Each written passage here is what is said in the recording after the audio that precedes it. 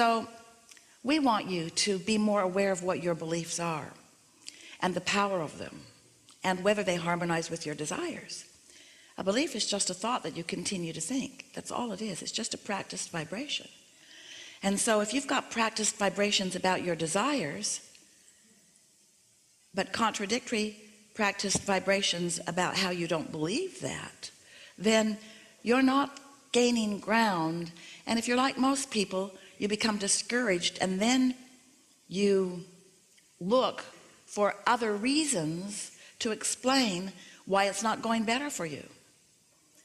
As you compare the results, the manifestational, actualizing, materializing results that others are getting as they're turning their thoughts to things, as you only measure the results, you do yourself a disservice, because you have no way of knowing what their thoughts were that produced those results.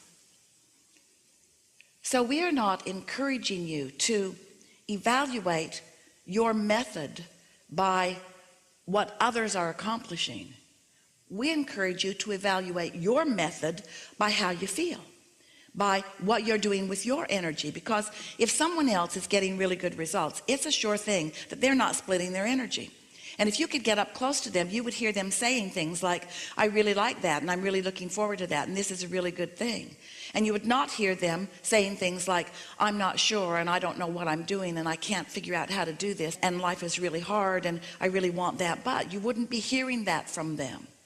But if you're not aware of your own emotions, if you're only listening to words that people are saying and only observing the results that others are getting, then you're not giving yourself the opportunity to really understand what's going on with you.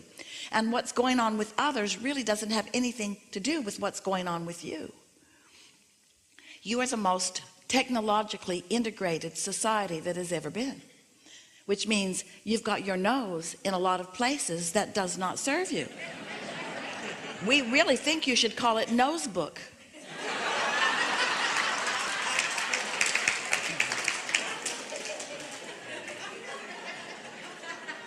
And so by giving so much of your attention to things that you don't have any control over, really, you're just observing them, then you practice thoughts. You continue thoughts that often don't serve you. So deliberate creating requires deliberate thought. And deliberate thought requires a sensitivity to the way you feel. And a sensitivity to the way you feel requires understanding what your emotions mean. And so we can put it to you really, really simply. When you ask for something, which we call step one, contrast causes you to do that. Step two happens, which source becomes a vibrational match to what you're asking for.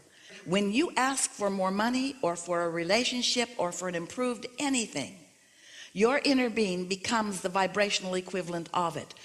When you ask, it is answered.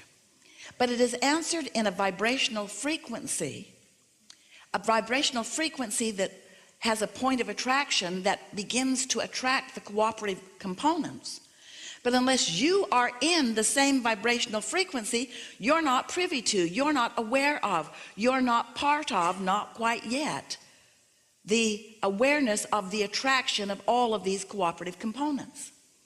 So for a while, in order to get you to understand this vibrational world that we are wanting you to understand completely, we explained about step one, you got that. We explained about step two, it's answered. You didn't really get that because you couldn't understand why, if it was answered, why you couldn't see it yet. So we began to describe to you that it's happening, it's being answered in a vibrational realm, and you don't like that because it sounds like smoke and mirrors. It sounds like we're just trying to trick you into believing that you're getting what you want, even though you can't from your own resources see it.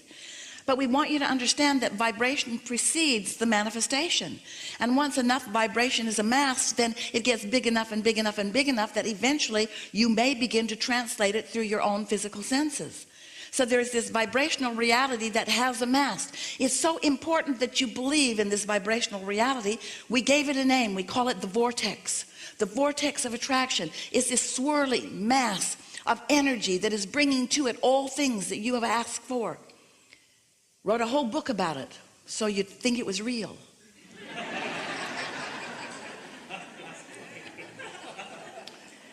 And you began to sort of take our word for it a little bit, but we began to hear you say things like, all right, Abraham, you've talked about this vortex. Esther's pointing her arms at this invisible stuff over here, and your voice gets louder and louder and happier. You talk about this vortex of creation where everything you want is. Just tell me, how do I get my stuff out of the vortex and into the bank? How do I get it out here where I can see it? And then for a while we said, go in there where it is, go in there where it is. Well, you just kind of freaked out over that. We made imaginary doorways and walked through them. I'm in the vortex, you said, but none of you really believed the vortex, even though it is real. And we get it. You want to see it and hear it and smell it and taste it and touch it. You want to prove it through your own experience. And we want you to too. In fact, that's why you're here in these physical bodies. You came to be on the leading edge where thoughts do turn to things. You came to materialize ideas. Your earth was once a swirling mass of vortexual stuff that you couldn't see, and now it's something that scientists see and understand and measure. So much that was once only a thought is a physical reality. That's what this is all about here. This time-space reality where you are the genius creators who now turn more thoughts to more things. So to help you out in this process of turning thoughts to things, we're explaining to you that here are the things that you want, the experiences, the creations that you've put there, bit by bit by bit. So incrementally, by the way, that you often don't even recognize them in their mature state. Here is more in your vortex than you could live in 20 or 30 lifetimes. That's how masterful you are at sifting through contrast and creating this vortex. But now, these thoughts must begin to turn to your things in order for you to have the fulfillment of what you have been intending. So now we're explaining to you that the vibrational frequency of this vortex is very high and very fast and very pure, and is being tended by your inner being, by source, or whatever you want to call that non-physical aspect of you. And you, if you want to open that passageway, if you want to open that channel, if you want to be the one who receives, if you want to be in the inspired place, if you want your timing to be good, if you want to be tuned in, tapped in, turned on so that you can translate the frequencies, because remember, you can't set your radio dial on 98.7 and hear what's being broadcast on 101. You cannot receive something that is a different vibrational frequency. So you have to understand the frequency of your vortex, and you have to bring yourself to match that frequency. And when you do, thoughts begin to turn to things and you begin to get ideas. You say, oh, I got the best idea. And the reason you did is because you were, it maybe only for a moment, in the frequency of the vortex, and you allowed this to transfer. You allowed through this open valve, you allowed this knowledge to flow to you. That's what's going on right here, right now. Esther's wide open and allowing that which we know to blow through her in a way that you do not often hear the likes of. Streaming consciousness, because she's in vibrational alignment with what's in the vortex, with what's in your vortex, and here it comes, here it comes, here it comes. In the form of thoughts that she's receiving at an unconscious level, and words that she's speaking also at an unconscious level. And the next phase of all of that are thoughts turning to things. In other words, this is how everything comes to you. Resources are not being trucked in from other planets. Have you noticed? Have you seen any pipeline in the sky? There is not one. It's the resources of this time-space reality in combination with the powerful new thoughts that you are discovering, causing you to allow your new world to continue to evolve. And so that's what we are about with you. We want to help you find processes, understanding that helps you to want to sift through your thoughts in a more deliberate way. We want you to say yes to more things and no to few things, because when you say yes to something in this attraction-based universe, you're saying, yes, come to me, this thing I want.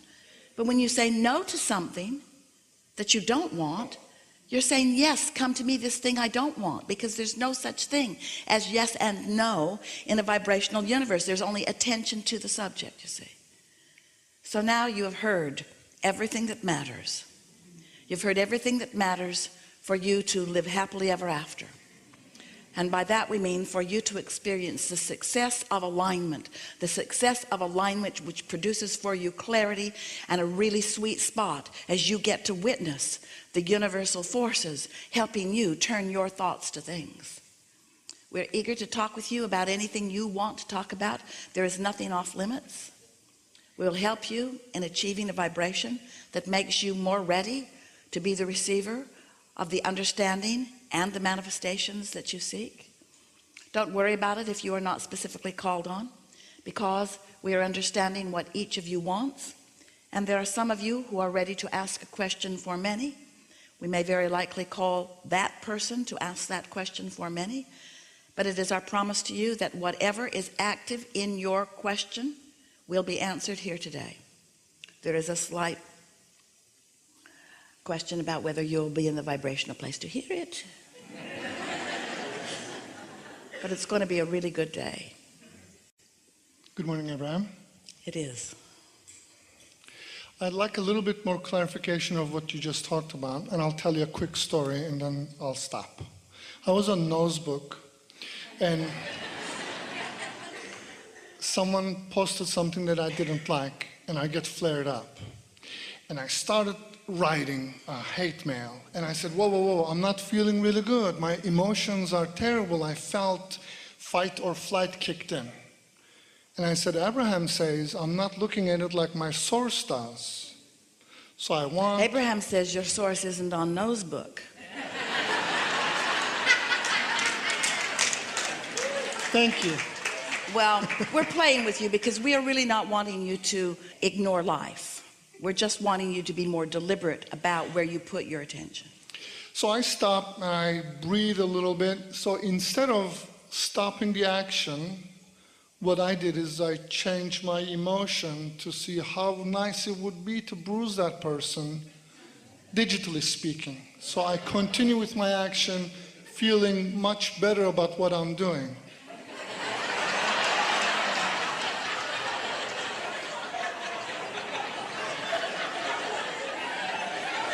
Well, it really is all that matters, because the other's reaction is irrelevant. Did you look to see if the other was reacting? To my reaction? Yes. Yes. Well, there you go. It's a normal thing, isn't it? You're in this world. The contrast that you're observing is what helps you to define what you want. Step one matters a lot. Step one is such an important part of the equation that you deliberately were born into variety and contrast, because without it, no new ideas could come about. Step two, source answer. Step three is you line up with it. Step four is you get really good at lining up with it. Step four is just mastery of step three. Seems odd to have step four be the same as step three, but you can occasionally be in the receptive mode and recognize it. But when you are consistently in the receptive mode, that's when you've really mastered it. And so we want to give that its own step, step four. And step five is when you've slipped back into step one and you realize it, but you're not mad at yourself for being back in step one. You finally come to understand the value of the contrast. And so all that we're encouraging is that you proceed in your life experience with understanding, that you know when you have negative emotion that you've gone further than you mean to, and that if you continue to push in that way, the negative emotion is going to increase, as is your resistance. And there is no value, once you launch your rocket of desire, in persevering through resistance, because you're not ever going to break through it. You're only going to increase it. It's like saying, I've got two engines going in the direction of what I want on my train, and two engines going in opposition to what I want. And then I find an issue that I'm pushing against, so I put another engine on the other end of the train. So for a little while, you're not moving forward. In fact, you're going more toward what you don't want. But then in that process, you launch another rocket of desire, which puts another engine on the other end of the train. So now you got 3 engines and 3 engines. So now you're not moving forward either. You could focus upon your desire and put another engine on going the way you want to. But no, you're on nosebook. So you put another engine over here. And so now you're slipping back a little, which causes you to launch another rocket of desire. So now you get another engine on here. And that's the way most people live their life. They inch a little forward and they inch a little back. And they inch a little forward and they inch a little back. And then they blame others. They blame others. Instead of understanding that it's only you who can launch desire for you, and it's only you that can offer resistance to your own desire. Only you, only you, only you. So then you might, if you really understand this, you might just ask yourself with each action that you're intending to take, because an action has quite a bit of momentum in it already. It's not just a thought and it's not just a word, it's an action that you're taking about something. You might want to just stop for a moment and ask yourself, which end of the train are you adding the engine to? The desire end or the resistance end? Am I helping myself with this thought, word, or deed? Or am I hindering myself? And the truth of it is, you can't get it wrong, because it doesn't matter how many engines you put on the end of your train that are taking you where you don't want to go. You're just launching rockets like crazy, but then you become a tense individual. You become a tense society. You have such strain as you pull against yourselves. Are you witnessing that anywhere around? Where you want and you hate and you love and you hate and you are excited and you worry. It doesn't have to be that way. And the most important thing in this discussion is you don't have to wait for anybody else on Nosebook to figure it out. You don't have to wait for them to figure it out. Once you come into alignment, your life will flow with ease and grace and effectiveness and power and exhilaration, just like you intended.